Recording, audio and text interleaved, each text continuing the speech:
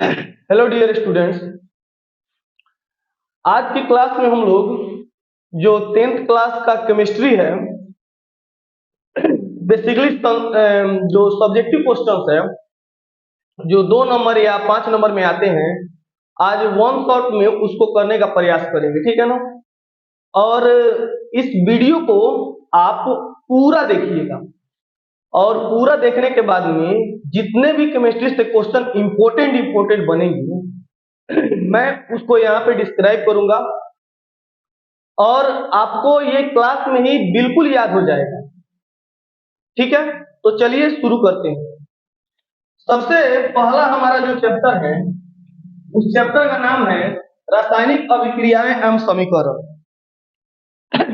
ठीक है। अब रासायनिक अभिक्रिया किसे कहते हैं तो आप जानते हैं कि वैसी अभिक्रिया जिसमें कोई नया पदार्थ जरूर बनता है और वह रिवर्सेबल नहीं होता है। ठीक है, यानी पुनः उसे दोबारा अपने फॉर्म में नहीं लाया जाता है, उसे हम लोग कहते हैं रासायनिक अभिक्रिया। जैसे दूध का दही में परिवर्तन, ये रासायनिक प्रक्रिया है। ठीक है ना। तो चलिए पहले क्वेश्चन से स्टार्ट करते हैं। बेसिक चीजें तो बहुत आप लोगों ने पढ़ा होगा। सबसे पहला क्वेश्चन है कि रासायनिक समीकरण लिखना है। अब वो रासायनिक समीकरण किस चीज का लिखना है, तो आपको रासायनिक समीकरण लिखना है जिंक सल्फाइड को हवा की उपस्थिति में गर्म किया जाता है। तो जिंक सल्फाइड को हवा की स्थिति में जब गर्म किया जाता है तो ये 2 नंबर में आता है, चाहे 1 नंबर में आता है कि रासायनिक समीकरण आपको लिखना है। ठीक है ना। तो देखिए, जिंक सल्फाइड का फॉर्मूला होता है ZnS। ये होता है जिंक सल्फाइड का फॉर्मूला। और हवा की उपस्थिति में गर्म करते हैं, यानी ऑक्सीजन की उपस्थिति में गर्म करते हैं। तो जब जिंक सल्फाइड को हवा की उपस्थिति में गर्म करते हैं तो जिंक सल्फाइड का क्या हो जाता है, ये Zn जो है ये ऑक्सीजन से अभिक्रिया करके ZnO बनाता है, यानी जिंक ऑक्साइड बनाता है और SO2 बनाता है। समीकरण को संतुलित करने के लिए यहाँ पे आप लोग को बताएंगे हम समीकरण संतुलित करने के लिए समीकरण ऐसे संतुलित होता है।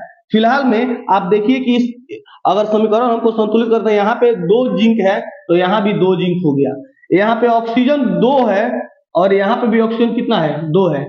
यहाँ पे सल्फाइड 2 है तो यहाँ भी सल्फाइड कितना हो गया, 2 हो गया। तो ये हमारा समीकरण क्या है, बिल्कुल सही है। ठीक है ना। नेक्स्ट क्वेश्चन देखते हैं। तो ये देखिए, जो इसका आप लोग देखिए कि जिंक सल्फाइड को हवा की उपस्थिति में गर्म किया जाता है।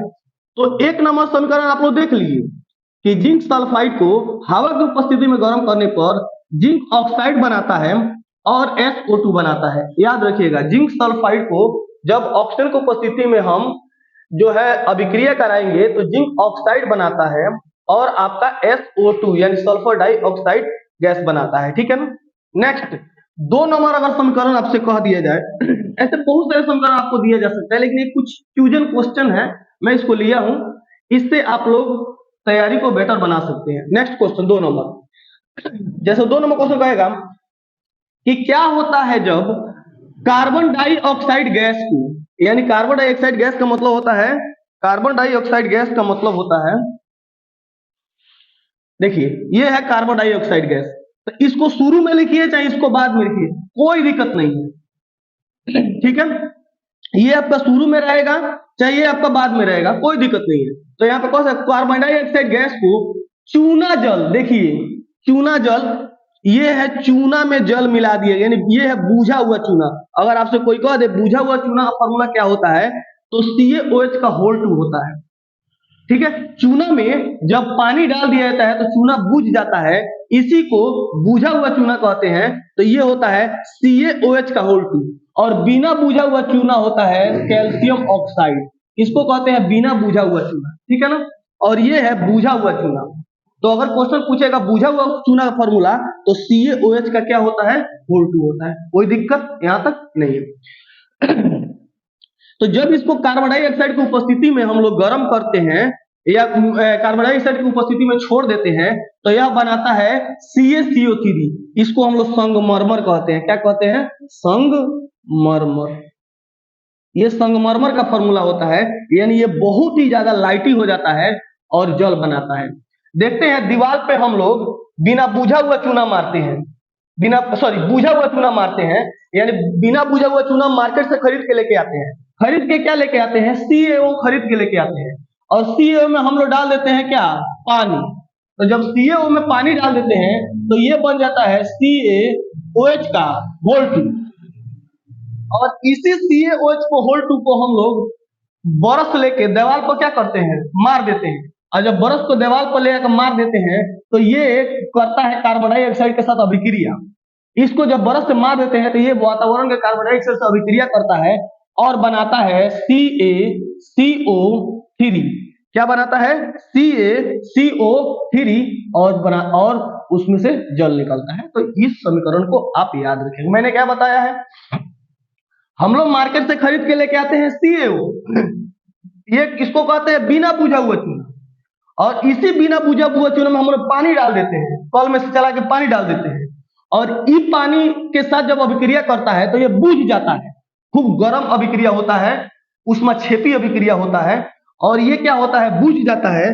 बुझने के फलस्वरूप ये बनाता है CaOH का होल 2, और इसी को हम लोग बाल्टी में से ऐसे बोर के और बाल्टी निकाल के और ऐसे क्या करते हैं? पोतते हैं दीवार में। और जब दीवार में पोतते हैं तो वातावरण में रहता है कार्बन डाइऑक्साइड गैस, और इस कार्बन डाइऑक्साइड गैस के साथ वो अभिक्रिया कर लेता है थोड़ी दूर के बाद, और उसमें बहुत ज्यादा चमक आ जाती है और खूब लाइटी हो जाता है, यानी खूब चमकीला हो जाता है। तो ये बना लेता है CaCO3 और जल बना लेता है। तो इसी को कहते हैं संगमरमर। ठीक है, चलिए आगे चलते हैं हम लोग। नेक्स्ट क्वेश्चन हम लोग देखेंगे 2 नंबर क्वेश्चन देखेंगे। हाँ, ये क्वेश्चन देखिए इंपॉर्टेंट है। ये क्वेश्चन देखिएगा आप लोग, देखिए कह रहा है किसी पदार्थ X के विलयन का उपयोग सफेदी करने के लिए होता है। देखिए ध्यान से, किसी पदार्थ X के विलयन का उपयोग सफेदी करने के लिए होता है। कह रहा है पदार्थ X का नाम, अरे उस पदार्थ X का नाम क्या है? क्या है? CaO है। और यही ना CaO को हम लोग विलयन बना लेते हैं, इसी को मार्केट से खरीद के लेके आते हैं ना। तो अभी थोड़ा देर पहले ना बताए हम लोग को कि इसी CaO को क्या करते हैं? हम लोग मार्केट से खरीद के लेके आते हैं। तो कहेगा कि किसी पदार्थ X के विलयन का उपयोग सफेदी करने के लिए होता है। अरे भाई, सफेदी करने के लिए होता है, यानी CaO का उपयोग होता है। उसको खरीद के लेके आके पानी में विलयन बनाते हैं। तो उस पदार्थ X का नाम क्या है बबुआ? तो कहिएगा उस पदार्थ X का नाम है CaO। क्या है? CaO, यहाँ पे दिया है CaO। अब देखिए कह रहा है कि यही CaO का जल के साथ अभिक्रिया कराइए। अरे कराए नहीं है, हम इसी CaO को हम क्या कराए हैं? जल के साथ अभिक्रिया कराए हैं, थोड़ा देर पहले ही कराए हैं। तो ये क्या बना लिया है? CaOH का होल 2 बना लिया है। और क्या बनाया है? और क्या दिया है आपका? CaOH का होल 2। और ये कौन गैस देगा? कार्बन डाइऑक्साइड गैस देगा। कौन गैस देगा? CO2 बनाएगा। यहाँ पे CaOH को सिर्फ इतना ही बनाएगा, इसको याद रखिएगा। नेक्स्ट आगे देखते हैं, कोई दिक्कत यहाँ तक नहीं है। CaOH का होल 2 प्लस CO2 गैस बनाएगा, राइट है। चलिए ठीक है, समझ में आ गया क्या बोले हैं हम? कह रहा है पदार्थ X के विलयन का उपयोग सफेदी कर। उस पदार्थ X का फॉर्मूला क्या है? तो उस पदार्थ X का फॉर्मूला है CaO। इसी CaO को हम लोग किससे अभिक्रिया करा दिए? जल के साथ अभिक्रिया करा दिए। तो जब जल के साथ अभिक्रिया करा दिए तो ये बना लिया CaOH का होल 2। बस इतना ही आपको याद रखना है, राइट? समझ में आया? पदार्थ X का नाम CaO है और जल के साथ अभिक्रिया करेंगे तो बनाएगा CaOH का होल 2। इसी CaOH को होल 2 को हम लोग चूना मार देते हैं बरस लेके, तो वो बन जाता है CaCO3 कार्बन डाइऑक्साइड गैस के साथ अभिक्रिया करके। नेक्स्ट हम लोग देखते हैं। नेक्स्ट ये देखिए क्वेश्चन, वायु की अनुपस्थिति में पदार्थ जलना क्यों बंद कर देता है? आप जानते हैं कि कोई भी पदार्थ को जलने के लिए ऑक्सीजन क्या होता है? जरूरी होता है। और जब वो ऑक्सीजन उसको नहीं मिलता है तो पदार्थ क्या करता है? जलना बंद कर देता है। ठीक है, तो इसको आप ऐसे लिख सकते हैं। देखिए, वायु में उपस्थित ऑक्सीजन किसी पदार्थ को जलने में सहायक होता है। अतः अगर यह ऑक्सीजन नहीं रहेगा तो पदार्थ जलना बंद कर देगा। हम लोग पढ़े हैं कि मोमबत्ती को जला दीजिए और उसको शीशा एक गिलास से ढक दीजिए तो क्या हो जाएगा, मोमबत्ती बुझ जाता है। क्यों? क्योंकि ऑक्सीजन उसको नहीं मिल पाता है, ठीक है ना। और बुताने का काम कौन करता है? Carbon dioxide gas. जलने का काम कौन करेगा? ऑक्सीजन। और बुझाने का काम कौन करता है? कार्बन डाइऑक्साइड गैस करता है बुझाने का काम, याद रखिएगा, ठीक है ना। क्वेश्चन कहेगा कि मोमबत्ती को बुझा देने वाली गैस कौन है? Carbon dioxide gas. मोमबत्ती जल रही है, अगर वह क्या किया जाएगा कि अगर ढक दिया जाएगा तो कौन गैस नहीं मिलेगा तो वो बुझ जाएगी, तो ऑक्सीजन गैस। समझ में आ गया ना? तो चलिए, जल के विद्युत अपघटन में एक प्रणाली में एकत्रित गैस के परिणाम दूसरी से दोगुनी क्यों है, उसके इसके इम्पोर्टेंट नहीं है यार, ठीक है। आगे देखते हैं। देखिए क्वेश्चन बहुत ही नॉर्मल क्वेश्चन आता है, सोडियम को केरोसिन तेल में डुबाकर क्यों रखा जाता है? तो आपको याद रखना है बस, सोडियम एक ऐसा धातु है, सोडियम एक ऐसा धातु है जो काफी ज्यादा माने हाई रिएक्टिविटी है, माने बहुत ज्यादा अभिक्रियाशील धातु है। उसको जल में रखते हैं तो जल से अभिक्रिया कर लेता है, जल में रखेंगे तो जल के साथ अभिक्रिया कर लेता है, और वायु में छोड़ेंगे तो वह क्या बना लेता है? आग पकड़ लेता है। समझ में आ रहा है ना? इसीलिए उसको कहां डुबा कर रखा जाता है? केरोसिन तेल में डुबा कर रखा जाता है। तो इसको याद कर लीजिएगा। अत्यधिक क्रियाशील होने के कारण सोडियम धातु खुला रखने पर साधारण ताप पर ऑक्सीजन से अभिक्रिया कर जलने लगती है। अतः ये सब इससे मतलब नहीं है। ऐसा याद रखिएगा कि सोडियम एक बहुत ही अभिक्रियाशील धातु होता है, इसको खुली वायु में छोड़ देने पर इसमें आग पकड़ लेता है, और ये पानी से अभिक्रिया करता है तो पानी में भी नहीं रख सकते हैं, समझ ना। पानी में रखेंगे तो पानी से अभिक्रिया कर लेता है, इसीलिए इसको केरोसिन तेल में माटी के तेल में डुबा कर रखा जाता है। समझ में आ गया ना? निम्नलिखित रासायनिक समीकरण को संतुलित कीजिए। देखो बउआ, जितना संतुलित करने वाला है ना, ये मैं एक अलग वीडियो इसका सेपरेट बना दूंगा, 5-7 मिनट का वीडियो होगा, शुरू से बता दूंगा कैसे आपका क्या होता है, संतुलित होता है, वो आप देख लीजिएगा, है ना। अभी मैं ऐसे और बता दूंगा तो आपको समझ में नहीं आएगा। वो 5-7 मिनट का वीडियो होगा, मैं बना दूंगा कैसे समीकरण को संतुलित किया जाता है। ओके, इसको हम स्किप करते हैं, आगे बढ़ते हैं। चलिए,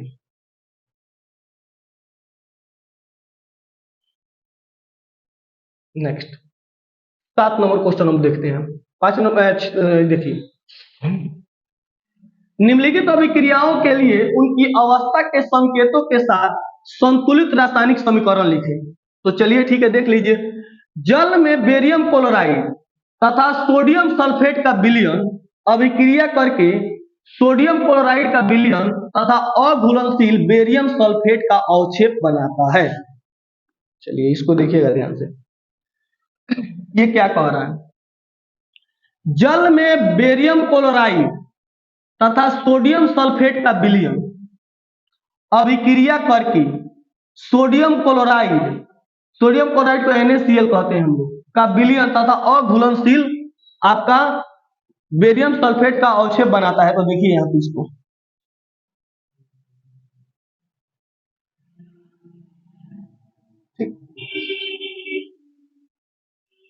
देखिए,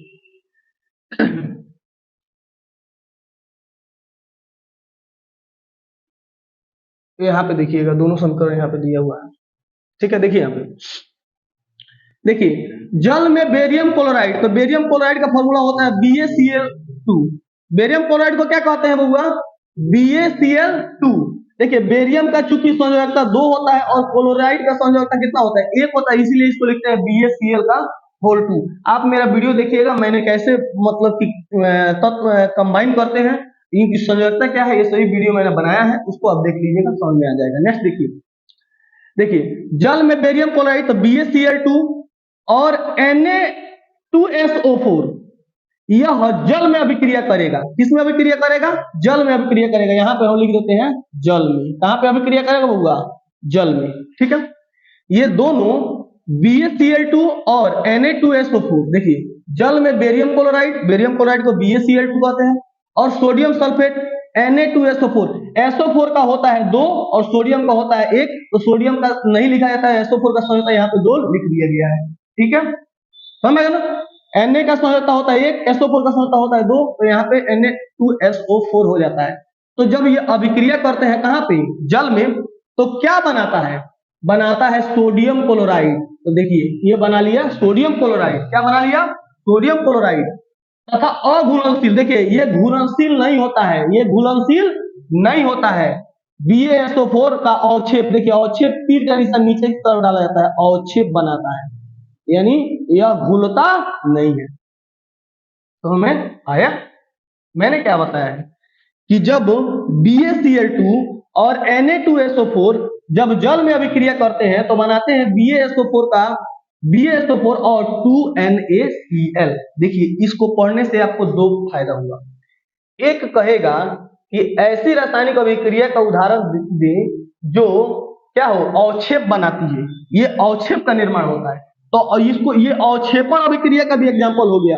अगर आपसे कोई पूछे कि अवक्षेपण अभिक्रिया का एगो एग्जाम्पल दो तो आप कहिएगा BaCl2 प्लस Na2SO4 जब जल में घुलेगा तो बनाएगा BaSO4 प्लस 2NaCl। ये अवक्षेपण अभिक्रिया हो गया, राइट। आगे बढ़ते हैं, ये दूसरा लेते हैं हम।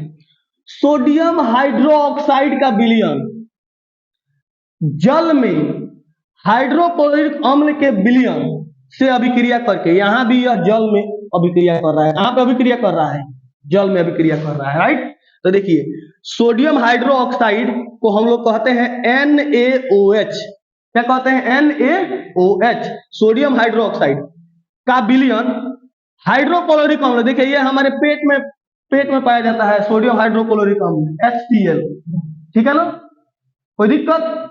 तो सोडियम हाइड्रोक्साइड इसको हम लोग क्या कहते हैं, सोडियम हाइड्रोक्साइड कहते हैं, है ना। इसको हम लोग कास्टिक सोडा भी कहते हैं, याद रखिएगा, क्या कहते हैं, कास्टिक सोडा। यह फॉर्मूला किसका है, कास्टिक सोडा का। तो क्वेश्चन पूछेगा कास्टिक सोडा का फॉर्मूला क्या होता है, तो NaOH, कोई दिक्कत।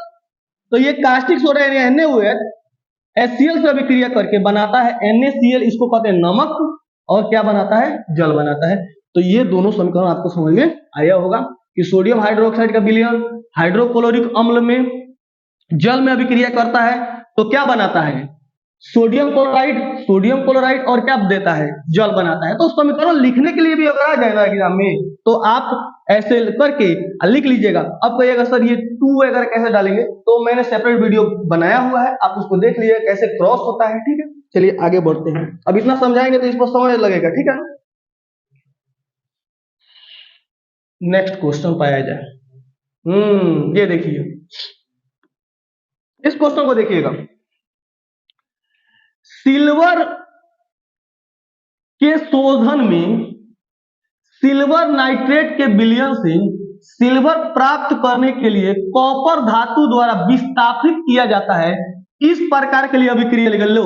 इतना घुमा फिरा के कह रहा है विस्थापन अभिक्रिया का एग्जांपल दीजिए, इतना घुमा फिरा क्या कह रहा है, विस्थापन अभिक्रिया का एग्जांपल दीजिए। अरे भाई लो ना, देखिए ये है कॉपर और ये है AgNO3, Ag को कहते हैं चांदी, क्या कहते हैं, चांदी को हम लोग सिल्वर भी कहते हैं, चांदी को क्या कहते हैं, सिल्वर, और NO3 को कहते हैं नाइट्रेट, NO3 को क्या कहते हैं बबुआ, नाइट्रेट, ठीक है, कोई दिक्कत। अब देखिए, तो जब कॉपर सिल्वर नाइट्रेट के साथ अभिक्रिया करता है तो ये बनाता है कॉपर नाइट्रेट, क्या बनाता है, कॉपर नाइट्रेट, और 2Ag यानी Ag को क्या करता है, बाहर कर देता है। क्योंकि देखिए कॉपर ज्यादा अभिक्रियाशील है किससे, Ag से, कॉपर ज्यादा अभिक्रियाशील है किससे, Ag से। अरे Ag तो बहुत कम अभिक्रियाशील होता है भाई, चांदी और सोना ये तो बहुत कम अभिक्रियाशील होता है। सबसे ज्यादा अभिक्रियाशील इन लोगों से बरियार कौन है, कॉपर, इससे बरियार कौन है, सोडियम, इससे बरियार कौन है, पोटेशियम, समझ लो। तो जब चांदी से अभिक्रिया करेगा, चांदी के विलयन में इसके साथ है, जब इसके साथ है तो ये जब अभिक्रिया करेगा तो ये इसको ले लेगा, ये इसको ले लेगा, और इस 2Ag को क्या करेगा, बाहर कर देगा। इसी को कहते हैं विस्थापन अभिक्रिया। इतना घुमा फिरा क्या कहा है, विस्थापन अभिक्रिया लिखिए। तो समझ में आ गया आप लोग को, चलिए आगे बढ़ते हैं।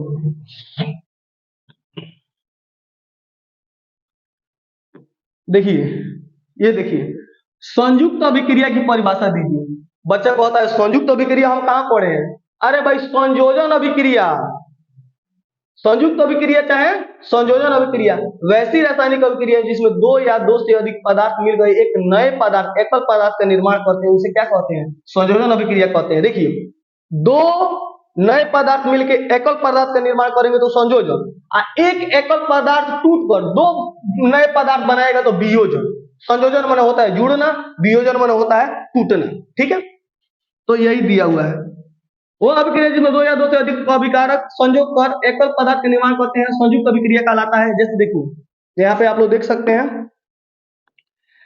CaO क्या अभिक्रिया किया है CaO का क्या CaO को क्या कहते हैं कैल्शियम ऑक्साइड। इसको कहते हैं बिना बुझा हुआ चूना। इसको क्या कहते हैं बिना बुझा हुआ चूना। आज देखो जल से अभिक्रिया कर रहा है तो ये बुझ जाता है तो ये क्या बनाता है बुझा हुआ चूना का एग्जाम्पल बनाता है। और एग्जाम्पल C+O2 क्या बनाएगा CO2 H+O2 HO2 ये सब संयोजन अभिक्रिया है। कोई दिक्कत। चलिए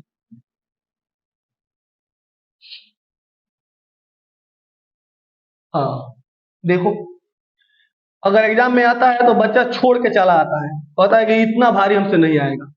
है कुछ नहीं केमिस्ट्री एकदम हल्का होता है एकदम लॉलीपॉप। ध्यान दो लोग क्या होता है जब लाल तत्व लोहे पर जलवाष्प प्रवाहित किया जाता है। देखो क्या होता है जब अगर क्वेश्चन आ जाए 2 नंबर में तो बच्चा छोड़ देगा कहेगा अरे भाई तो हमको आता ही नहीं है। लेकिन देखो ध्यान से क्या होता है जब लाल तत्व लोहे पर जलवाष्प प्रवाहित किया जाता है। ये देखो वो लाल तत्व फाल तत्व से हमको कोई मतलब नहीं है। हमको मतलब है लोहा। हमको मतलब है लोहा। जलवाष्प को कहते हैं पानी। जलवाष्प को क्या कहते हैं पानी।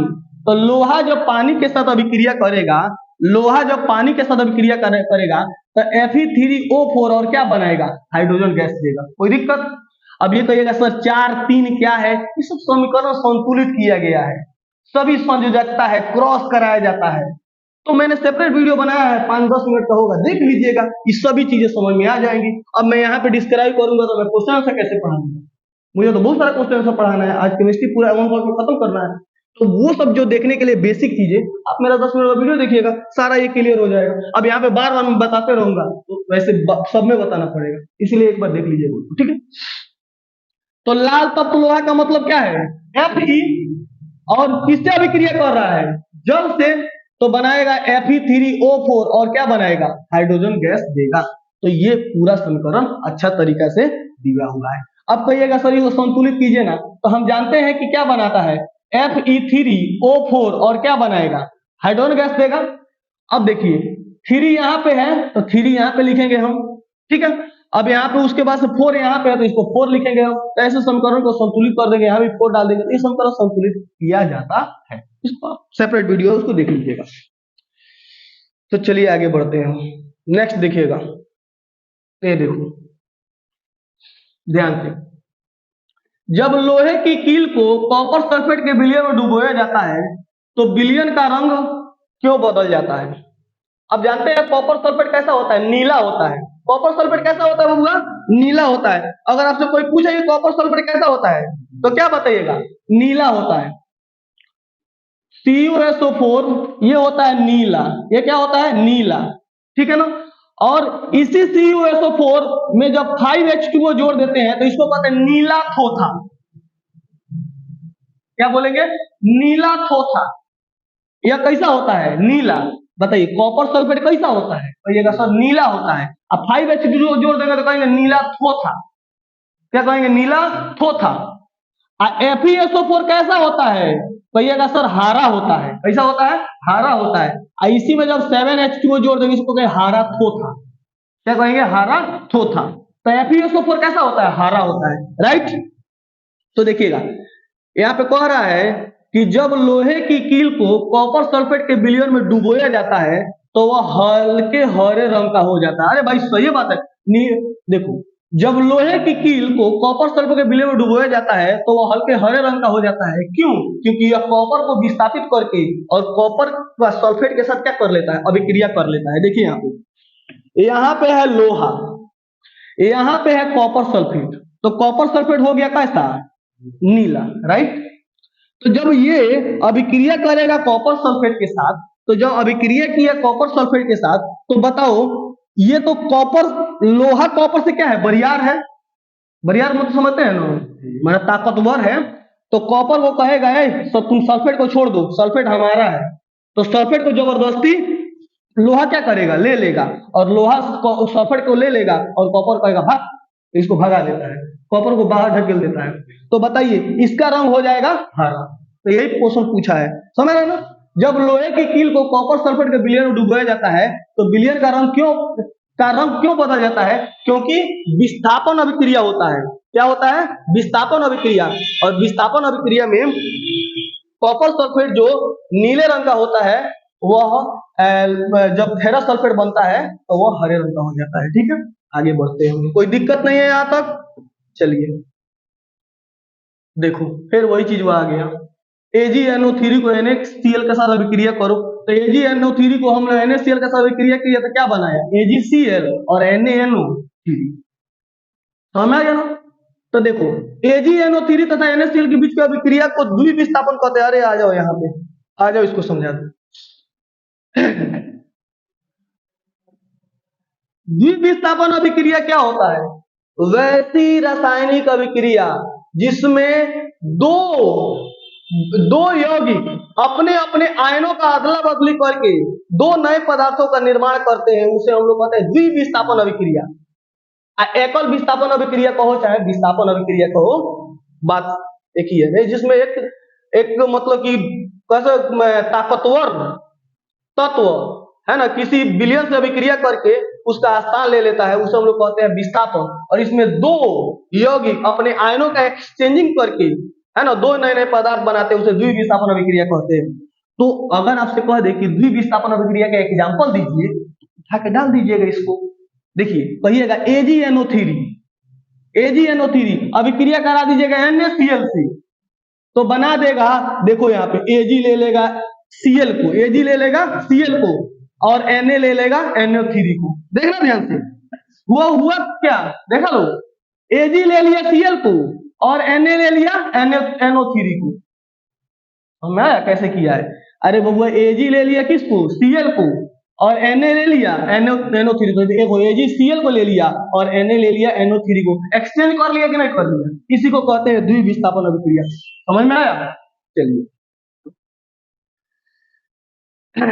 आ जाओ कि कौन गधा नहीं जानता होगा लोहे की वस्तु को हम पेंट क्यों करते हैं। अरे भाई लोहे की वस्तु को पेंट नहीं करेंगे तो उस पर जंग लग जाएगा। लोहा नमी पाता है कि उस पर जंग लगना शुरू करे, जंग लगने के कारण वस्तु क्या होती है? खराब हो जाती है। ठीक है ना, आगे बढ़ते हैं।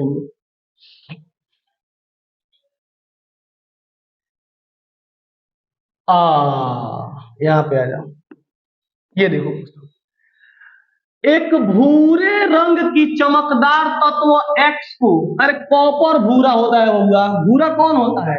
कॉपर। भूरा कौन होता है? कॉपर। ये कॉपर भूरा यही होता है। तो बस एक क्वेश्चन यही हो रहा है कि एक भूरे रंग का चमकदार तत्व X को, तो भूरा रंग कौन है? कॉपर। वायु की उपस्थिति में गर्म करने पर, लो वायु की उपस्थिति में गर्म कर दिए इसको, एकदम आगे लगा के गर्म कर दिए तो ये बनाता है काले रंग का पदार्थ। क्या बना लेगा? काले रंग का पदार्थ। काले रंग के पदार्थ को हम लोग कहते हैं CuO। क्या कहते हैं? CuO। काले रंग का पदार्थ बना लेता है CuO। तो कह रहा है कि गर्म इस तत्व X का यानी यही X तत्व, इस तत्व X का एवं उस काले रंग के यौगिक का नाम बताओ। उस तत्व X का नाम कॉपर है और काले रंग का यौगिक जो बना है उसका नाम है कॉपर ऑक्साइड। बोलिए तो उस भूरे रंग के तत्व का नाम क्या है? कॉपर। और उस काले रंग का ये काला हो जाता है, ये क्या हो जाता है? करिया हो जाता है। वो भूरा रहता है और ये करिया कर देता है इसको, तो उस काले तत्व का नाम क्या हो जाएगा? Copper oxide. समझ गया? चलिए यही दिया हुआ है, हटाओ बात करो, नेक्स्ट आते हैं। जंग लगना किसे कहते हैं जी? जब कोई तत्व को नमी या वायु में खुला छोड़ देने पर वह क्या कहता है? अभिक्रिया कर लेता है और उस पर लाल अवांछनीय पदार्थ का निर्माण होता है, उसे क्या कहते हैं? जंग। जंग का फॉर्मूला होता है Fe3। याद रखिएगा जंग का फॉर्मूला, कोई पूछ देगा आपसे,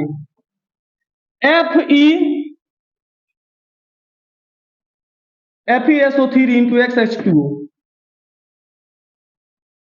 जंग का रासायनिक Fe नहीं, ये गलत है, ये गलत है।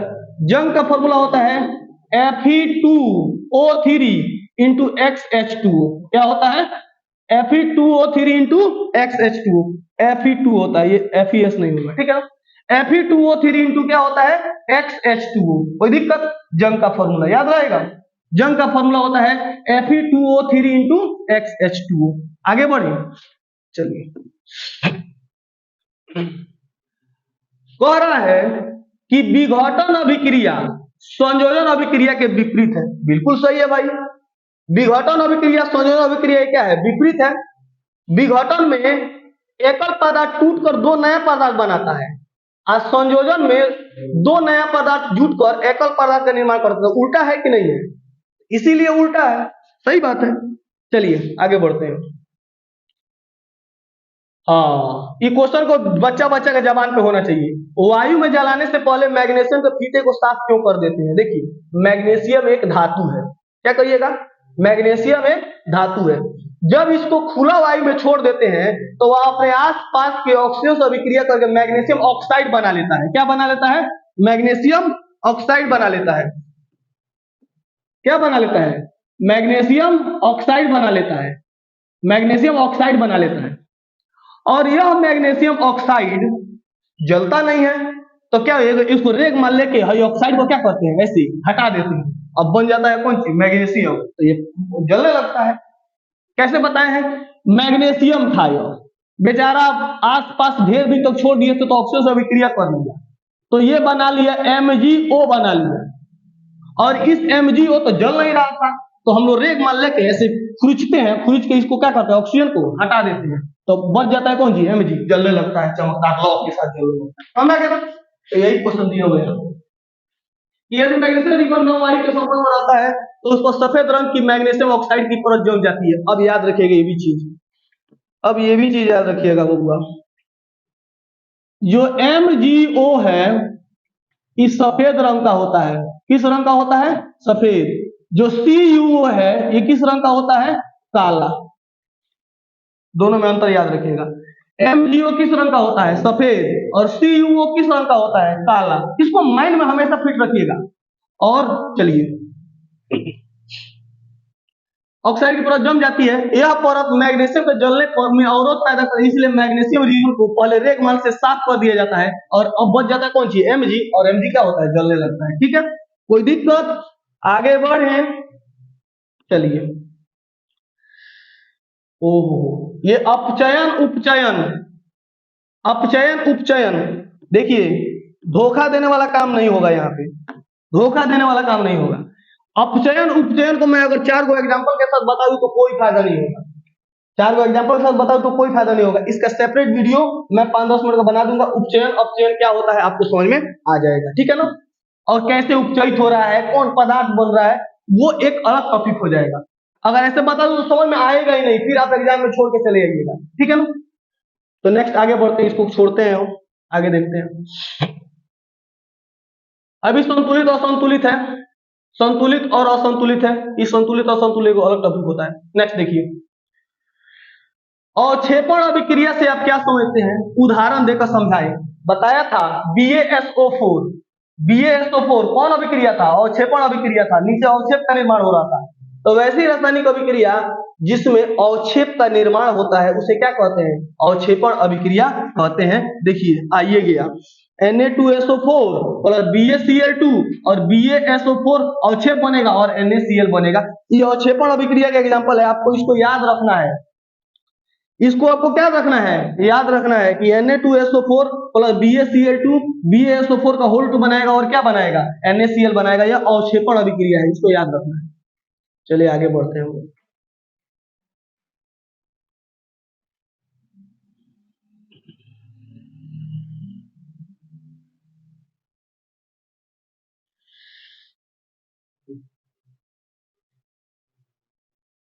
यहां से 21 नंबर क्वेश्चन कह रहा है कि MnO2 क्या है? MnO2 plus 4HCl MnCl2 plus 2H2O plus Cl2 उपरोक्त अभिक्रिया में उपचयन तथा अपचयन अभिक्रिया दर्शाए तथा अब ये मैंने बताया ना उपचयन अपचयन, इसका एक अलग टॉपिक होता है, मैं इसको बता दूंगा। चलिए अब देखें यहाँ पे, ये 2 नंबर में आ सकता है आपके एग्जाम में। देखिएगा कह रहा है कि उदाहरण द्वारा प्रकाश अपघटन अभिक्रिया लिखे। प्रकाश अपघटन का अभिक्रिया का मतलब होता है वैसी रासायनिक अभिक्रिया, देखिए लिख लीजिएगा। प्रकाश अपघटन अभिक्रिया का मतलब होता है वैसी रासायनिक अभिक्रिया जो सूरज के प्रकाश में विघटित होती है। सूरज का प्रकाश जब आता है ना तो बहुत सारी अभिक्रिया विघटित होती है, उसकी उपस्थिति में कुछ पदार्थ टूटता है तो उसको विघटन अभिक्रिया कहते हैं। और जब सूरज के प्रकाश में टूटेगा तो क्या कहेंगे, इसको कहेंगे प्रकाश अपघटन। सूरज के प्रकाश में टूटेगा तो प्रकाश अपघटन, जल के उपस्थिति में टूटेगा तो जल अपघटन। समझ रहे ना, कोई दिक्कत? तो सूरज के प्रकाश में जो अभिक्रिया अपघटित होती है उसे कहते हैं प्रकाश अपघटन अभिक्रिया। तो देखिए प्रकाश अपघटन अभिक्रिया का एग्जांपल यही एक याद रखिएगा लोग, ये चांदी का क्लोराइड यानी सिल्वर क्लोराइड, ठीक है, सिल्वर क्लोराइड को आप रख दीजिएगा धूप में, क्या करिएगा, धूप में रख दीजिएगा। तो जब सिल्वर क्लोराइड को धूप में रखिएगा तो धूप में जब रखिएगा तो अपने आप सिल्वर और क्लोराइड क्या हो जाता है, अलग हो जाता है। कोई दिक्कत? जब सिल्वर क्लोराइड को आप धूप में रख दीजिएगा तो अपने आप सिल्वर और क्लोराइड क्या हो जाता है, अलग हो जाता है। तो इस अभिक्रिया को हम लोग कहते हैं प्रकाश विघटन अभिक्रिया। राइट, समझ में? प्रकाश विघटन अभिक्रिया, इसको हम रख दिए, देखो कचोरी लेके, कटोरा में रख देंगे इसको, है ना, इसको रख लेंगे ऐसे, कुछ देर के बाद देखेंगे तो सिल्वर और क्लोराइड क्या हो जाएगा, अलग हो जाएगा। ठीक है, तो चलिए आगे देखते हैं हम लोग। अरे बाबू ये क्वेश्चन देखो, उदासीनीकरण अभिक्रिया क्या है? सिंपल है, अम्ल और क्षार जब आपस में अभिक्रिया करते हैं तो लवण और जल बनाते हैं। बोलिए तो, अम्ल और क्षार आपस में अभिक्रिया करते हैं तो लवण तथा जल बनाते हैं। इसी अभिक्रिया को उदासीनीकरण अभिक्रिया कहते हैं। उदासीनीकरण अभिक्रिया का एग्जाम्पल हो जाएगा, देखिए यहाँ पे उदासीनीकरण अभिक्रिया का एग्जाम्पल हो जाएगा आपका, ये देखिए, ये आप देखिए ये है अम्ल, ये है अम्ल और ये है क्षार, ये है अम्ल और ये है क्षार। जब अभिक्रिया करता है तो ये उदासीन पदार्थ बनाता है। इसका पीएच मान कितना हो जाएगा बबुआ, 7। पीएच मान कितना होगा, 7, क्योंकि ये उदासीन है। तो ये उदासीन ये NaCl बनाता है और क्या बनाता है, जल बनाता है। तो इसीलिए कहते हैं अम्ल और क्षार अभिक्रिया करके लवण, ये सब क्या है, लवण बनाता है और जल बनाता है। जब भी अम्ल और क्षार अभिक्रिया करेगा तो लवण और जल ही बनाएगा, याद रखिएगा।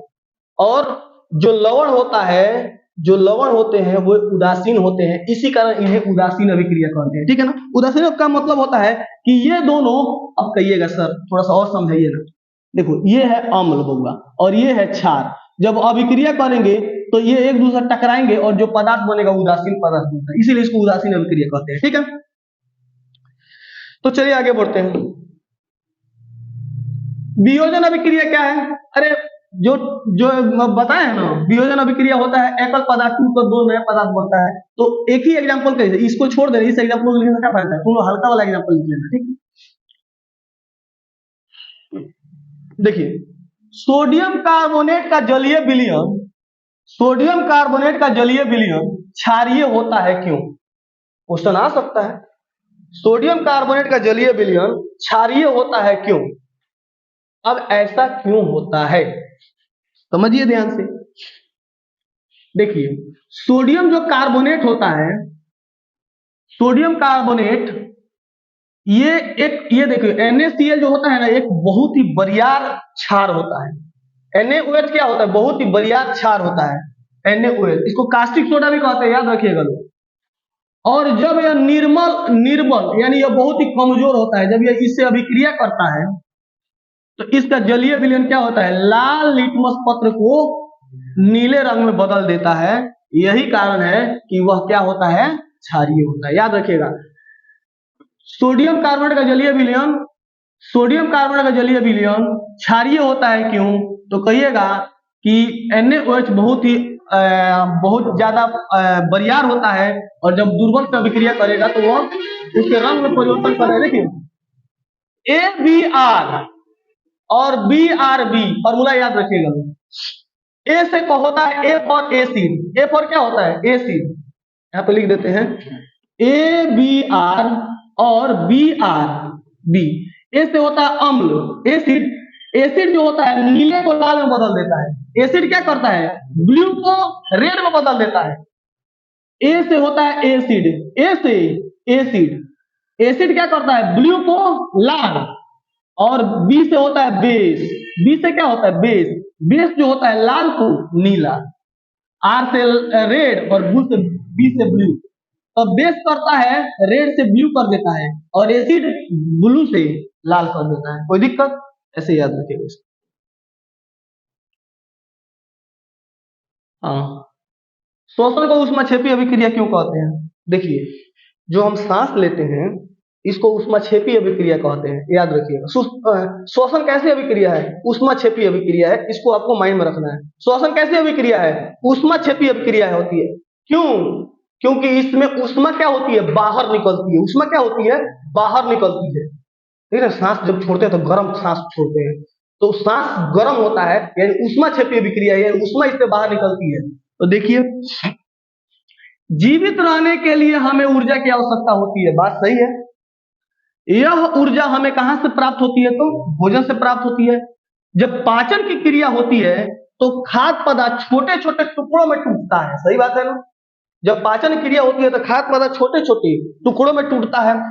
जब छोटे छोटे टुकड़ों में टूटता है, जैसे कि हम कुछ भी खाते हैं, चावल जो भी कुछ खाते हैं, इस सब में क्या होता है कार्बोहाइड्रेट होता है। और आप जानते हैं कि कार्बोहाइड्रेट जब विघटित होता है, जब हम जानते हैं तो वो क्या बनता है ग्लूकोज बनता है।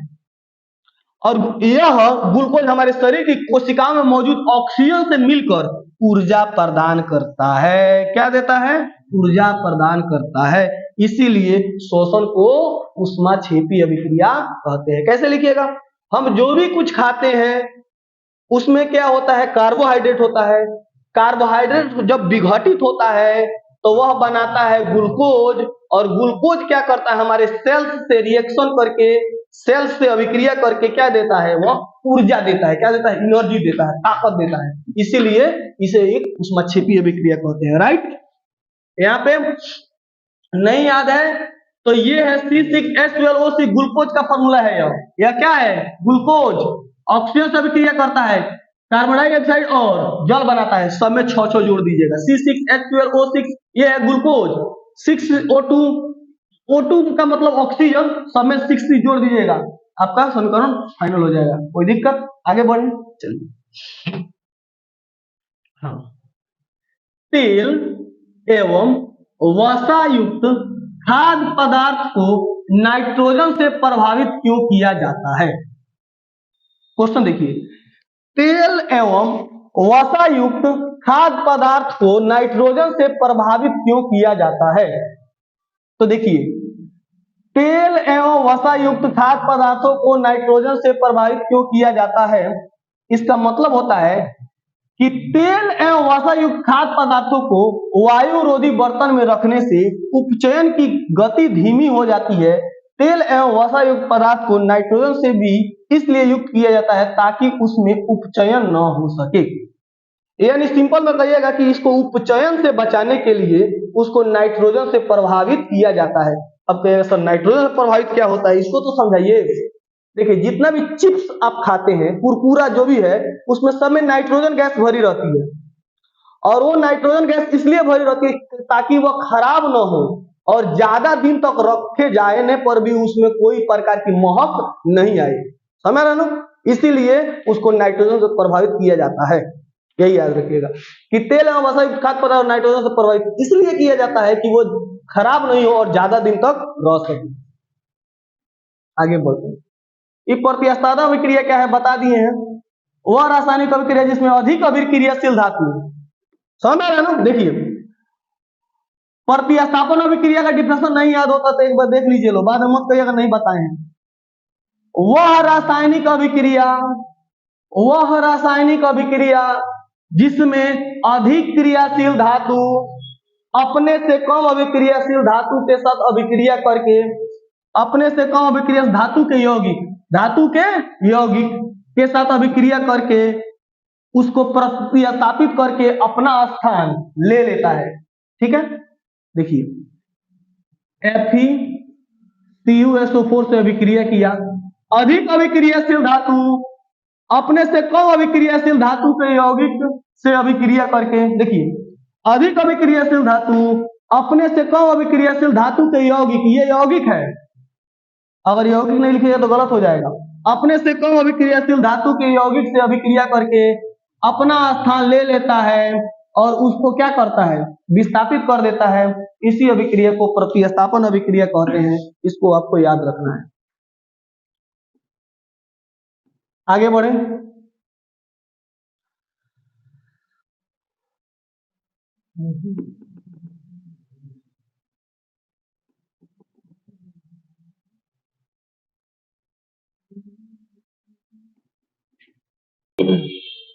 चलिए नेक्स्ट क्वेश्चन हम लोग देखते हैं। यहाँ पे नेक्स्ट क्वेश्चन कह रहा है कि ऊष्मा शोषी अभिक्रियाओं के उदाहरण दीजिए। ऊष्मा छेपी में ऊष्मा बाहर निकल रही थी और ऊष्मा शोषी अभिक्रिया में ऊष्मा का क्या होगा, शोषण होगा। वैसी रासायनिक अभिक्रिया जिसमें ऊष्मा का शोषण होता है उसे हम कहते हैं ऊष्मा शोषी अभिक्रिया। जैसे देखिए वैसे रासायनिक अभिक्रिया जिसमें प्रतिक्रिया के फलस्वरूप ऊष्मा का अवशोषण होता है उसमें ऊष्मा अवशोषी अभिक्रिया कहते हैं। इसको इंग्लिश में कहते हैं इंडोथर्मिक रिएक्शन। क्या कहते हैं, इंडोथर्मिक रिएक्शन। ठीक है ना। एग्जाम्पल में कार्बन और जल जब अभिक्रिया करेंगे और ऊष्मा यहाँ पे बाहर निकलेगी तो यहाँ पे CO+H2 बनाएंगे।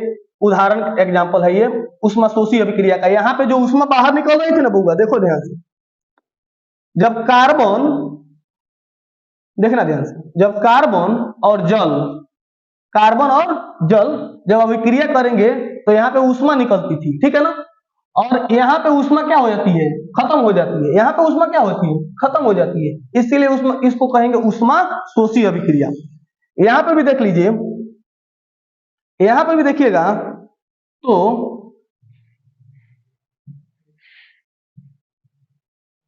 दे भाई कि N2+O2 और यहाँ पे क्या है, ऊष्मा है। N2+O2 यह ऊष्मा प्राप्त होता है और ये बना लेता है 2NO। चलिए आगे देखते हैं। हाँ, ये क्वेश्चन देखिएगा लोग, संगमरमर का रासायनिक सूत्र तथा उससे बनने की अभिक्रिया बताइए। लो, इसको तो मैंने पहले ही बता दिया है, हाँ या ना। संगमरमर का रासायनिक सूत्र क्या होता है बबुआ, CaCO3। और संगमरमर कैसे बनता है तो बताएंगे।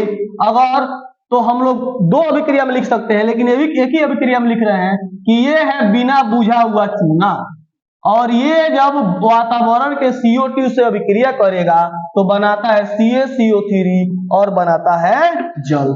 तो यहाँ पे लिख दिया गया है CaOH2 कार्बन डाइऑक्साइड गैस से अभिक्रिया करेगा, CaCO3 बनाएगा और जल बनाएगा। यहाँ तक आगे हम लोग देखें। नेक्स्ट क्वेश्चन, संक्षारण किसे कहते हैं।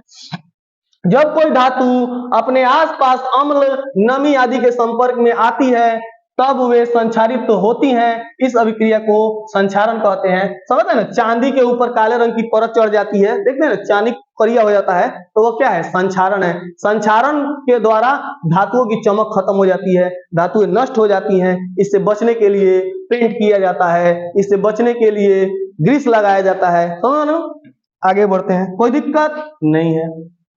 ऊष्माक्षेपी अभिक्रिया क्या है 50 बार बता चुके हैं। नेक्स्ट चैप्टर में आते हैं हम लोग, जिस चैप्टर का नाम है अम्ल और क्षार। जिस चैप्टर का नाम क्या है, अम्ल और क्षार एवं लवण। देखिए अम्ल, देखिए आप लोग ये जानते हैं कि एक स्केल होता है जिसको pH स्केल कहते हैं। यह pH स्केल अम्ल और क्षार के बारे में बताता है। सोरेनसन नामक साइंटिस्ट ने इसका क्या किया था, आविष्कार किया था इस स्केल का। 7 से कम रहेगा तो वह क्या होता है, अम्ल रहेगा। 7 से ज्यादा रहेगा तो वह क्या रहेगा, क्षार रहेगा। और 7 रहेगा तो वह क्या रहेगा, उदासीन रहेगा। हाँ या ना, हाँ या ना, सही है। 7 से कम अम्ल, 7 से ज्यादा क्षार, 7 से कम अम्ल, 7 से ज्यादा क्षार, 7 रहे तो उदासीन।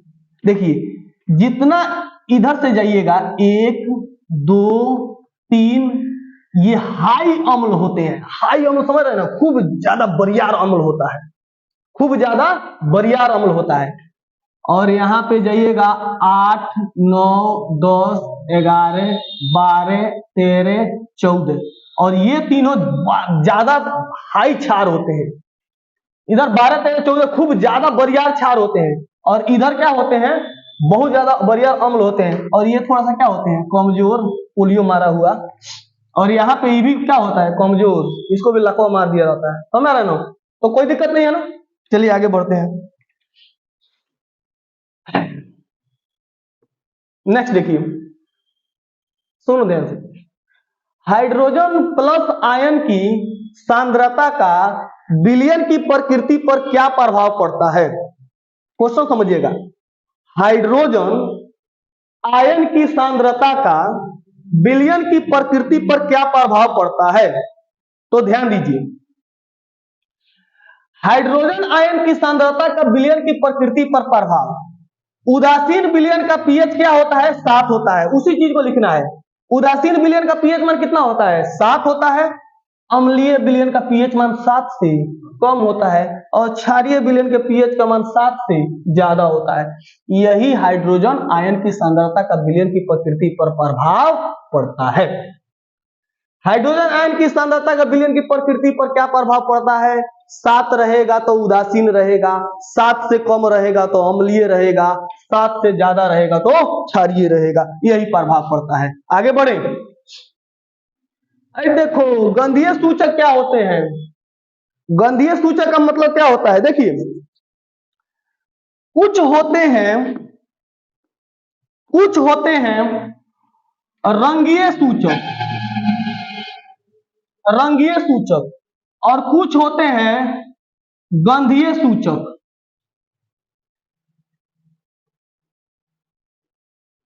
आप बताइए, रंगीय सूचक रंग में परिवर्तन करके अम्ल और क्षार की पहचान बताएगा, राइट? रंगीय सूचक क्या करेगा? अम्ल और क्षार का रंग परिवर्तन करके बता देगा। जैसे कि लिटमस पेपर, ये रंग कलर को बताता है, कलर चेंज होता है। जैसे कि एसिड है ना, तो वह ब्लू को नीला कर देता है, और क्षार BRB रेड को ब्लू कर देता है। लेकिन गंधीय सूचक गंध द्वारा अम्ल या क्षार की पहचान बताता है।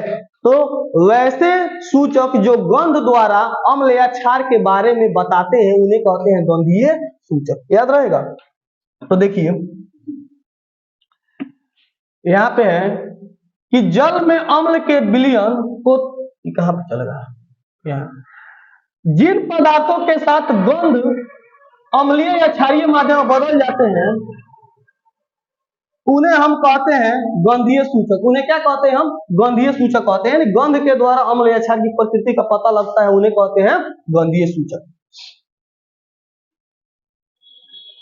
अम्ल के विलयन को तनुकृत करते समय, देखो, अम्ल के विलयन को तनुकृत करते समय एक वर्ड आता है तनुकृत। तनुकृत का मतलब होता है कि पंछुछुर बनाना। तनुकृत का मतलब क्या होता है? पंछुछुर बनाना, खूब पानी मिला देना। जैसे कि बारात वरात में देखते हैं ना, दही नहीं रहता है तो लोग पानी डाल के दही ज्यादा कर देते हैं, हाँ, तो उसको तनुकृत कहा जाएगा, है ना। सांद्र का मतलब होता है गाढ़ा। सांद्र का मतलब क्या होता है? गाढ़ा। तो वही पढ़ रहा है कि अम्ल के विलयन को तनुकृत करते समय हाइड्रोनियम आयन, सुनो, हाइड्रोनियम आयन का फॉर्मूला होता है H3O4 का प्लस, याद रखिएगा। हाइड्रोनियम आयन इसको बोलेंगे, हाइड्रोनियम आयन, ठीक है ना। कि सांद्रता कैसे प्रभावित होती है? देखो, जल में अम्ल के विलयन को तनुकृत करते समय हाइड्रोनियम आयन की सांद्रता प्रति इकाई आयतन में कमी होती है, और विलयन तनु से अधिक तनु हो जाता है। अरे भाई सिंपल है कि क्या प्रभाव होगा? तो हाइड्रोनियम आयन जब तनुकृत करेंगे तो क्या होगा? प्रकृति क्या होती जाएगी? कम होती जाएगी ना। पानी जब बनाएंगे तो हाइड्रोजन कम न होते जाएगा भाई, पानी मिलाते जाएंगे तो हाइड्रोजन क्या होते जाएगा, कम होते जाएगा। अम्ल में हाइड्रोजन की मात्रा कम होती जाएगी, है ना। अब वही सांद्र करते जाएंगे तो हाइड्रोजन आयन की क्षमता क्या होती जाएगी, बढ़ती जाएगी। तो हाइड्रोजन आयन की सांद्रता की प्रभाविता तो H3O प्लस या OH प्रति इकाई क्या होता है, कम होते जाते। देखो अम्ल में क्या पाया जाता है, H हाइड्रोजन आयन पाया जाता है, और क्षार में क्या पाया जाता है, OH पाया जाता है। देखो अम्ल में हाइड्रोनियम आयन पाया जाता है और क्षार में OH माइनस पाया जाता है, याद रखिएगा। अम्ल में क्या पाया जाता है, H3O प्लस पाया जाता है और क्षार में OH माइनस पाया जाता है। तो जब तनुकृत कीजिएगा तो जो हाइड्रोनियम आयन है यानी H3 जो प्लस है, H3O प्लस है, वो कम होते जाएगा। क्या होते जाएगा, कम होते जाएगा। समझ रहे ना, बताइए। तो क्वेश्चन कहेगा कि अम्ल के विलयन को तनुकृत करते समय हाइड्रोनियम आयन की सांद्रता प्रभावित होती है, कैसे। तो अम्ल को जब तनुकृत किया जाएगा तो हाइड्रोनियम आयन की सांद्रता प्रति इकाई क्या होती जाएगी, कम होती जाएगी, क्योंकि वह क्या हो रहा है, पानी मिलाया जा रहा है उसमें, तो हाइड्रोनियम आयन की क्षमता क्या होती जाएगी, कम होती जाएगी। समझ में आ गया ना कि नहीं समझ में आया, बिल्कुल समझ में आ गया होगा। नेक्स्ट क्वेश्चन देखिए, ये देखिए, देखो द्विधर्मी ऑक्साइड क्या है, दो उदाहरण दीजिए। देखो जो ऑक्साइड अम्ल और क्षार दोनों के साथ अभिक्रिया करता है उसे द्विधर्मी ऑक्साइड कहते हैं। बोलिए तो, वैसा ऑक्साइड जो अम्ल और क्षार दोनों के साथ अभिक्रिया करता है और दोनों का गुण दिखाता है उसे कहते हैं द्विधर्मी ऑक्साइड। Zn और Al2O3, ZnO और Al2O3 और ZnO, लेकिन याद रखिएगा सिर्फ इसमें एल्युमिनियम और जिंक, एल्युमिनियम और जिंक ये द्विधर्मी ऑक्साइड कहलाते हैं। द्विधर्मी ऑक्साइड यानी अम्ल और क्षार दोनों से अभिक्रिया कर लेते हैं तो ये द्विधर्मी ऑक्साइड हो गए, ठीक है ना। तो जो ऑक्साइड अम्ल और क्षार दोनों के साथ अभिक्रिया करता है उसे क्या कहते हैं, द्विधर्मी ऑक्साइड। जो ऑक्साइड अम्ल और क्षार दोनों के साथ अभिक्रिया करता है उसे कहते हैं द्विधर्मी ऑक्साइड। राइट, आगे बढ़ते हैं।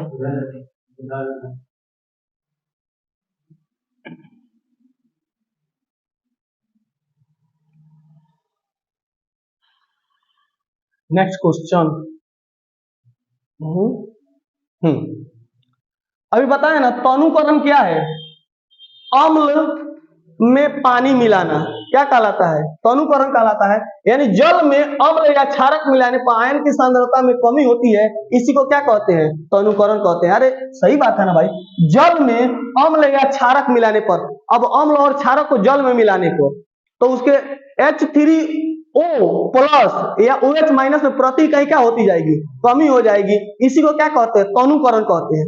नहीं समझ में आया, जल में अम्ल या क्षार मिलाने पे अम्ल में पाया जाता है H3O प्लस और क्षार में पाया जाता है OH माइनस, इन दोनों की सांद्रता में प्रति इकाई कमी होती जाएगी, इसी को क्या कहते हैं, तनुकरण कहते हैं। तो यहाँ पे लिख भी दिया गया है कि जल में अम्ल या क्षारक मिलाने पर आयन की सांद्रता यानी H3O प्लस और OH माइनस में प्रति इकाई कमी होती जाएगी, इसे हम क्या कहते हैं, तनुकरण कहते हैं। आगे बढ़ते हैं।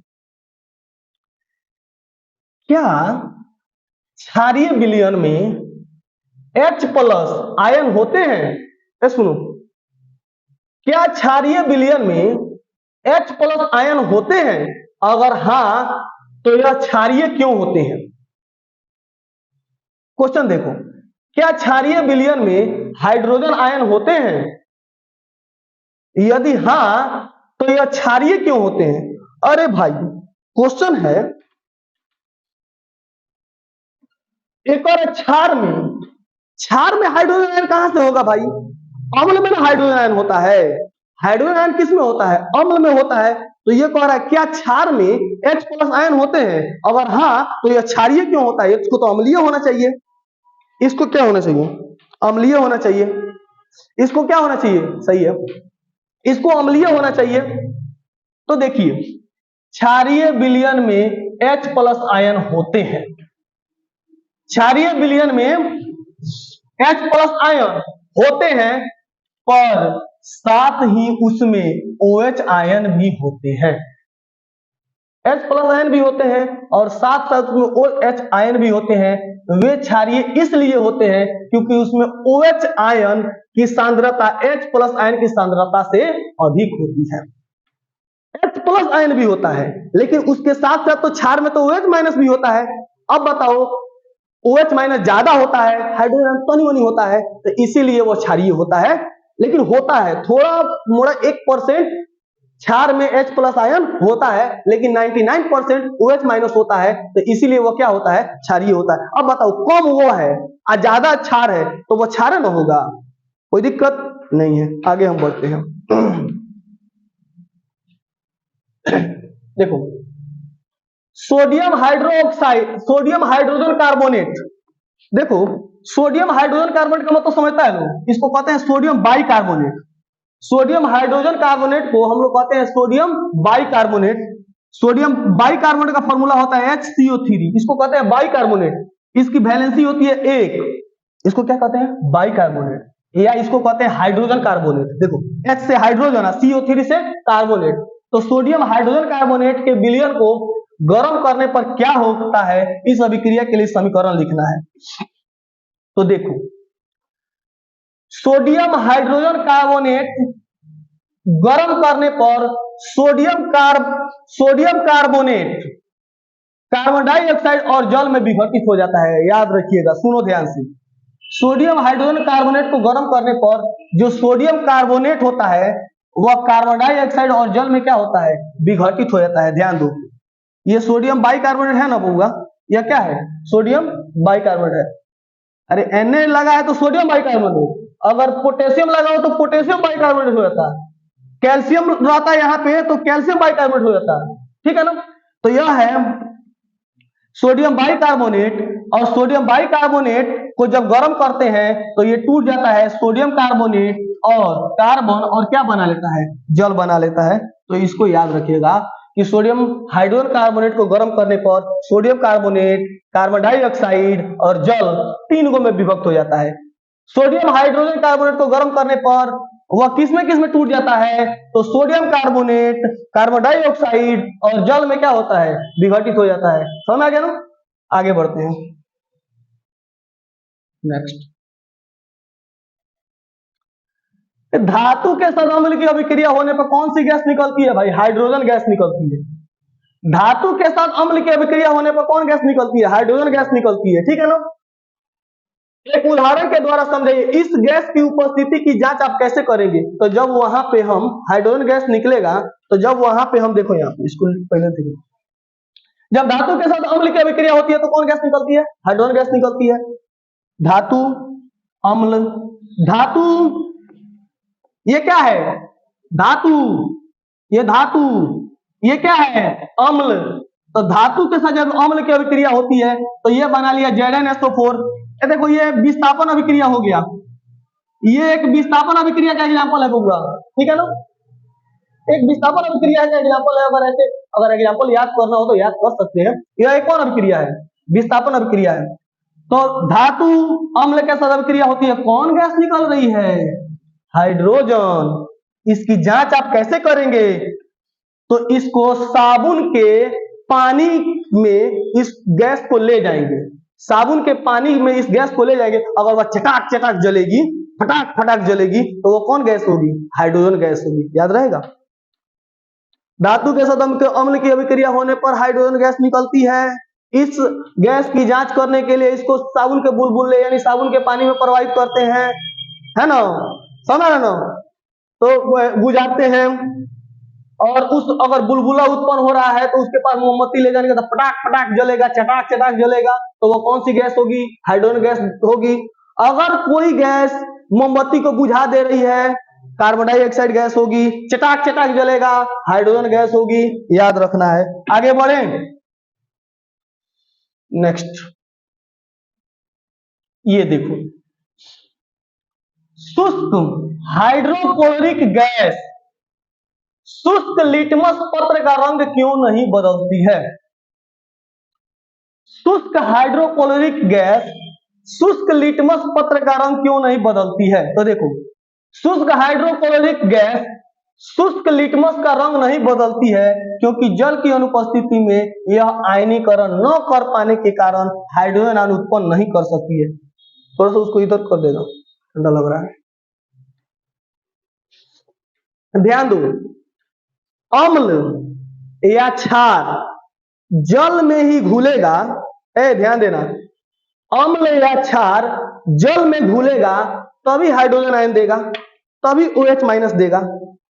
अगर, और इधर ला दो, अम्ल या क्षार को यदि जल नहीं मिले तो वो ना अम्ल हाइड्रोजन आयन देगा और ना क्षार OH माइनस देगा। माध्यम कौन है? जल है। एक जल ही है जिसमें वो घुलेगा लो, तो या तो वो हाइड्रोजन देगा या तो वो OH माइनस देगा। लेकिन अगर जल नहीं रहेगा तो ना हाइड्रोजन आयन देगा ना OH माइनस देगा। तो माध्यम जल है, तो शुष्क का मतलब होता है सूखा सूखा, तो सूखा रहेगा तो वो पानी तो मिल ही नहीं रहा है, तो टूटेगा कैसे? तो टूटेगा नहीं तो वो लिटमस पत्र का रंग बदलेगा? नहीं बदलेगा। तो क्वेश्चन आता है कि शुष्क हाइड्रोक्लोरिक हम शुष्क लिटमस पत्र नहीं बदल सकती है क्योंकि अम्ल या क्षार जल में घुलकर ही H प्लस या OH माइनस देते हैं, वरना वह OH माइनस या H प्लस आयन नहीं देंगे, नहीं देंगे, नहीं देंगे। आगे चलो, देखो, प्लास्टर ऑफ पेरिस का जल के साथ अभिक्रिया लिखना है। प्लास्टर ऑफ पेरिस का जल के साथ अभिक्रिया लिखिए। अब सुनो, प्लास्टर ऑफ पेरिस का फॉर्मूला होता है CaSO4 इंटू हाफ H2O। याद करो तो, प्लास्टर ऑफ पेरिस का फॉर्मूला क्या होता है? CaSO4 into half H2O। इसको कहते हैं प्लास्टर ऑफ पेरिस।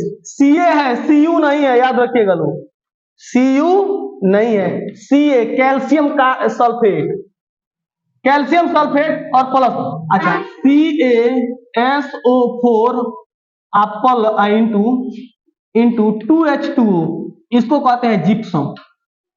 इसको क्या कहेंगे? जिप्सम। तो जब ये, देखना ध्यान से, जब ये प्लास्टर ऑफ पेरिस का उपयोग प्लास्टर करने में होता है, हाथ तो टूट जाता है लोगों का ना, तो चूना की तरह होता है। एक्चुअली वो चूना नहीं होता है, वो होता है प्लास्टर ऑफ पेरिस।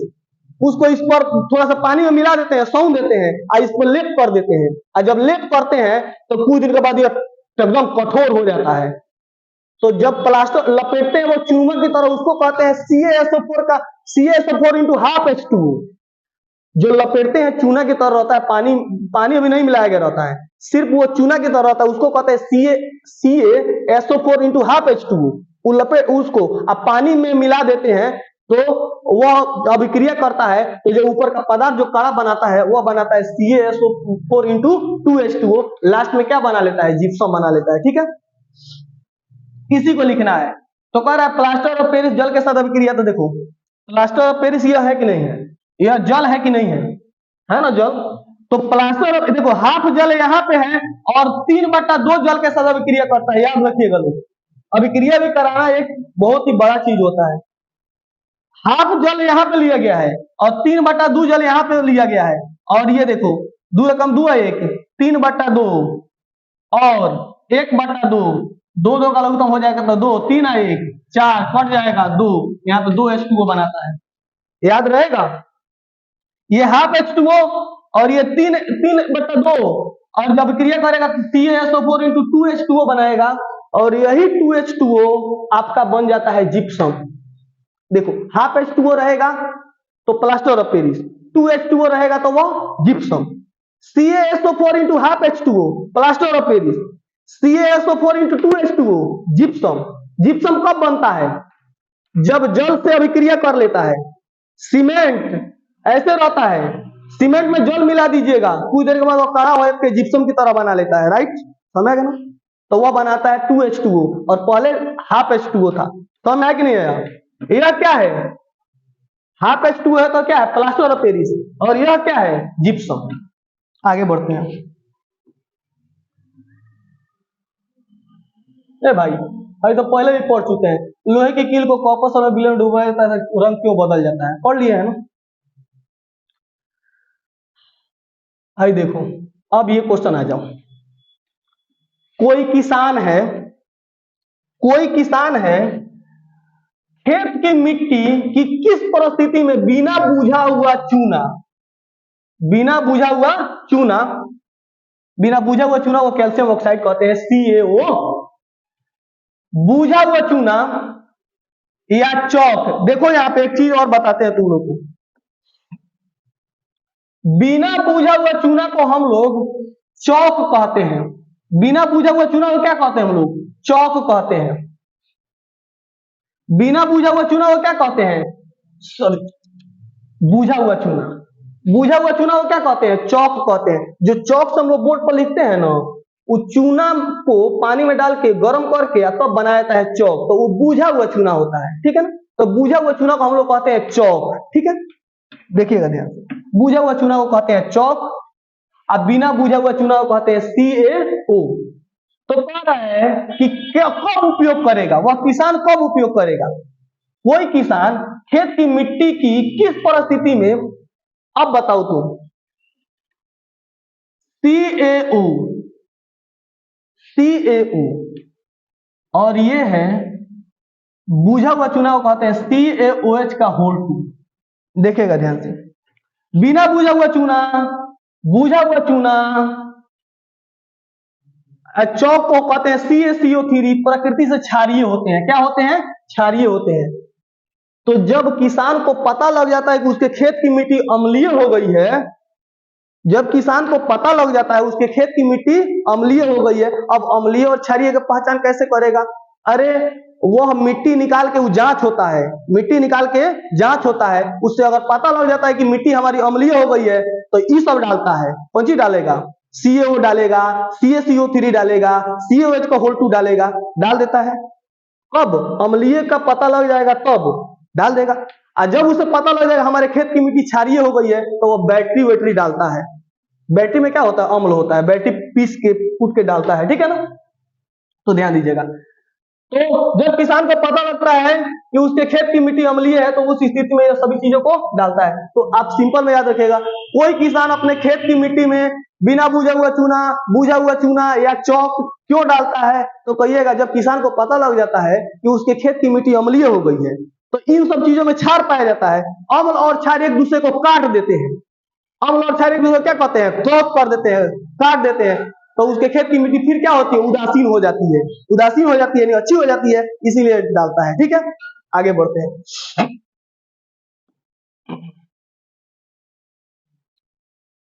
धोबन सोडा, अरे ये देखो धोबन सोडा, ये देखो Na2CO3 इंटू 10 बाल्टी पानी, कौ बाल्टी पानी? 10 बाल्टी पानी, तब धोआएगा कपड़ा। कौ बाल्टी पानी चाहिए बउआ? 10 बाल्टी पानी। NO2CO3 इंटू 10 बाल्टी पानी डालिएगा तो आपका क्या धोआएगा? कपड़ा धोआएगा। इसीलिए इसको कहते हैं धोबन सोडा। क्या कहते हैं? धोबन सोडा, याद रहेगा, धोबन सोडा। धोबन सोडा का रासायनिक नाम क्या है? तो कहिएगा, देखो धोबन सोडा का रासायनिक नाम हो जाएगा, 10 को कहते हैं डेका, 10 को क्या कहते हैं? डेका। Na से होता है सोडियम, सोडियम कार्बोनेट डेकाहाइड्रेट। देखो सोडियम कार्बोनेट डेकाहाइड्रेट, याद रहेगा, सोडियम कार्बोनेट डेकाहाइड्रेट। तो सोडियम कार्बोनेट डेकाहाइड्रेट इसका नाम होता है। इसको सॉल्वे विधि से बनाया जाता है। सॉल्वे विधि में सोडियम क्लोराइड, अमोनिया या NH4Cl2 तथा CO2 CO3 के गैस की आवश्यकता पड़ती है। तो बताइए धोबन के सोडा का रासायनिक नाम क्या होता है? Sodium carbonate decahydrate. कोई दिक्कत? आगे बढ़ते हैं।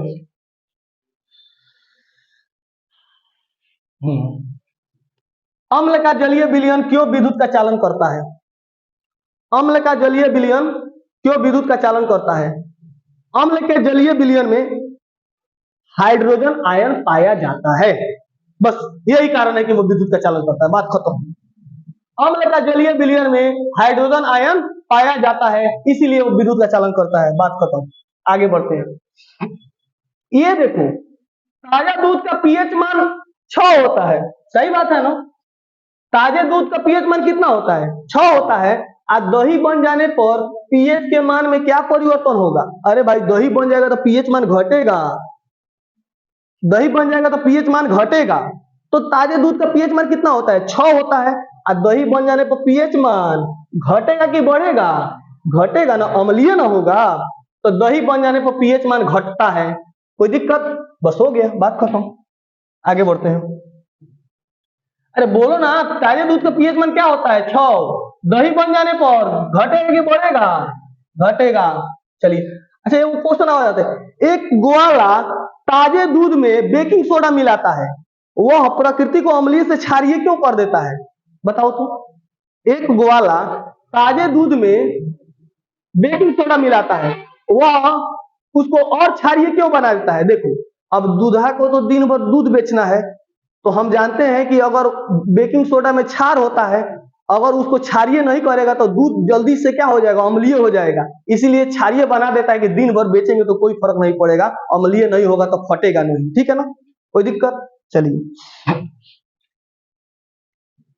आपके पास 2 बिलियन ए और बी है। ये क्वेश्चन देखने में भारी है, मतलब देखने में क्या है, लंबा है, लेकिन एकदम आसान है। इसको एक दूध पीता बच्चा भी क्या क्या करके इसको सॉल्व कर देगा। अब कहिएगा सर कैसे? तो देखिए ध्यान से, आपके पास 2 बिलियन है, एगो ए बिलियन है और एगो बी बिलियन है। ठीक है, बिलियन ए का पीएच मान 6 है, इसका पीएच मान 6 है, और बिलियन बी का पीएच मान 8 है, बिलियन बी का पीएच मान 8 है। किस बिलियन में हाइड्रोजन आयन की सांद्रता अधिक है? अरे बबुआ, हाइड्रोजन आयन की सांद्रता ए में अधिक है। इसमें कौन सा अम्ल है तथा कौन अम्लीय है, कौन क्षारीय है? हई अम्लीय है और हई क्षारीय है। बस हो गया। देख रहे हैं लोग। अब वही बच्चा अगर नहीं पढ़ेगा, इतना बड़ा क्वेश्चन देखा, ये बी छोड़ो, इसको एग्जाम से भागिए, उसको छोड़ के एकदम आगे बढ़ जाएगा, लेकिन पढ़ेगा नहीं उसको। सच में कह रहे हैं, इस ए बी देखेगा, कहेगा बाप रे 6 8 दिल न्यूमेरिकल है हटे ना। लेकिन देखो तो, एगो बिलियन ए है, एगो बिलियन ए है, एगो का पीएच मान 6 है, एगो का पीएच मान 8 है। किसमें हाइड्रोजन आयन ज्यादा है? तो ए में। कौन अम्लीय है? तो ए अम्लीय है। कौन क्षारीय है? तो बी क्षारीय है। बात खत्म। खनिज और अयस्क क्या होते हैं? लोहे के 2 अयस्कों के नाम बताइए आयनिक सूत्र के साथ। देखो, पृथ्वी की भूपर पट्टी में प्राकृतिक रूप से पाए जाने वाले धातु के अनेक यौगिकों को खनिज कहते हैं। ठीक है ना, याद रहेगा, ये तो भूगोल में भी है कि पृथ्वी की भूपर पट्टी में प्राकृतिक रूप से पाए जाने वाले धातु के अनेक यौगिकों को खनिज कहते हैं।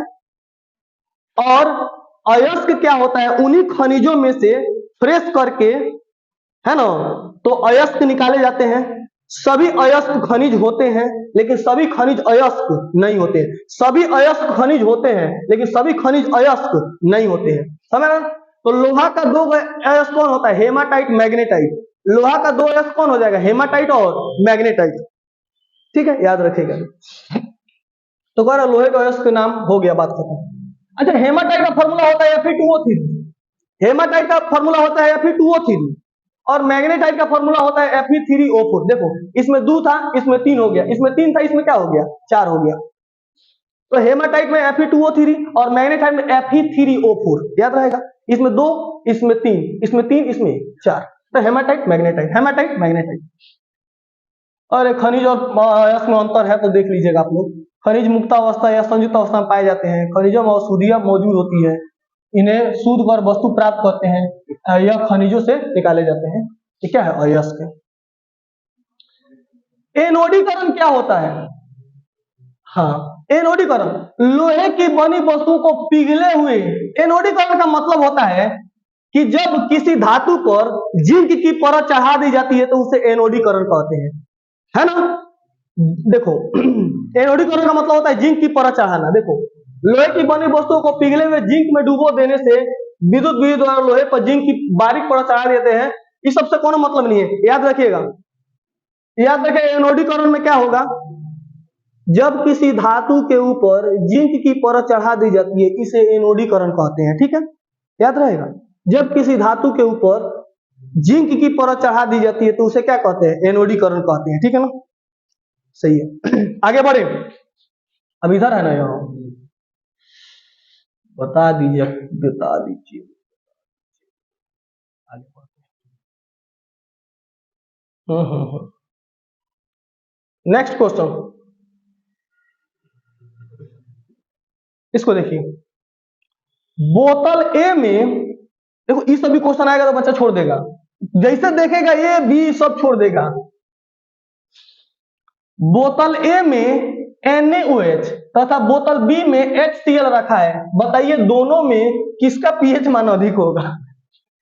भाई भाई ए में पीएच मान अधिक किसका है? ऐ सुनो, पीएच मान अधिक 14 उधर है NaOH क्षार का, पीएच मान 14 ना होगा, माने 7 से उधर ना जाएगा, तो पीएच मान ए का अधिक है और ये अम्ल बी का कम है, बस याद रखिएगा। आगे बढ़ते हैं। विरंजक चूर्ण किस प्रकार तैयार किया जाता है? विरंजक चूर्ण का फॉर्मूला होता है CaOCl2, इसको ब्लीचिंग पाउडर भी कहा जाता है, CaOCl2, ठीक है ना। चलो, विरंजक चूर्ण का निर्माण शुष्क बूझे हुए चूने पर क्लोरीन गैस की क्रिया द्वारा होता है। शुष्क बूझा हुआ चूना, तो बताइए बूझा हुआ चूना यही ना है, आकि नहीं है? तो जब बूझा हुआ चूना पर क्लोरीन गैस प्रवाहित की जाती है तो वह बनता है CaOCl2, यानी विरंजक चूर्ण बनता है। और क्या बनता है? जल बनता है। आगे चलिए, विरंजक चूर्ण का क्या उपयोग है जी? देखो यहाँ पे, कागज तथा कपड़ा उद्योग में, कहां पे? कागज तथा कपड़ा उद्योग में विरंजक चूर्ण का उपयोग कहां है? कागज तथा कपड़ा उद्योग में, 1 नंबर। 2 नंबर, पानी को रोगाणु रहित करने में, विरंजक चूर्ण का कहां पर उपयोग है? पानी को रोगाणु रहित करने में, पानी को रोगाणु रहित करने में। दूसरा, बिना सिकुड़ने वाली ऊन बनाने में, बिना सिकुड़ने वाली ऊन बनाने में, क्लोरोफॉर्म बनाने में, आप प्रयोगशाला में उपयोग होता है। तो बताइए तो विरंजक चूर्ण का क्या क्या उपयोग है?